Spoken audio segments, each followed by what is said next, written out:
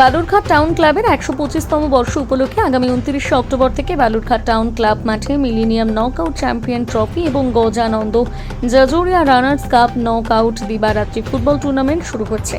8টি football team অংশগ্রহণ করবে। আজ বালুরঘাট টাউন ক্লাবের সাংবাদিক বৈঠক করে জানালেন ক্লাবের সহ সভাপতি প্রণব কুমার দাস। তিনি আরও জানান, প্রথম দুটি ম্যাচ দিবারাত্রিতে অনুষ্ঠিত হবে, দুটি সেমিফাইনাল ও ফাইনাল রাত্রে অনুষ্ঠিত হবে। চ্যাম্পিয়ন ট্রফির পাশাপাশি পুরস্কার মূল্য থাকছে 1,35,000 টাকা। রানার্স ট্রফির পাশাপাশি থাকছে পুরস্কার মূল্য 1 লক্ষ টাকা।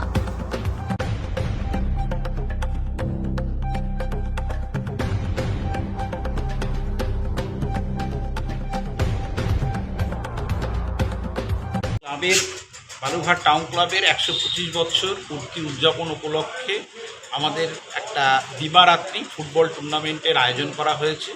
মিলেনিয়াম চ্যাম্পিয়ন্স ট্রফি এবং Gajanan Jajodia Memorial runners trophy.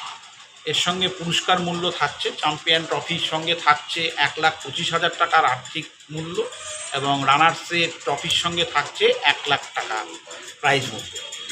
আর এর সঙ্গে আমাদের মোট 8 টিমের নকআউট টুর্নামেন্ট এই আগামীকাল থেকে শুরু হবে। প্রথম 2 দিন 29 এবং 30 দুটো করে খেলা থাকবে।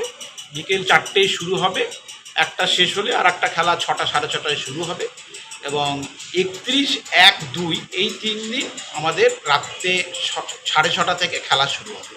টুর্নামেন্টে অংশগ্রহণ করছে Balurghat town club, 92 Patiram high school batch, ভোরের আলো দক্ষিণ দিনাজপুরের পতিরামের একটা ফুটবল টিম, এর সঙ্গে থাকছে রায়গঞ্জের স্পোর্টস ক্লাব, তার সঙ্গে থাকছে কালিম্পংয়ের শের ক্লাব, বর্ধমানের ক্লাব,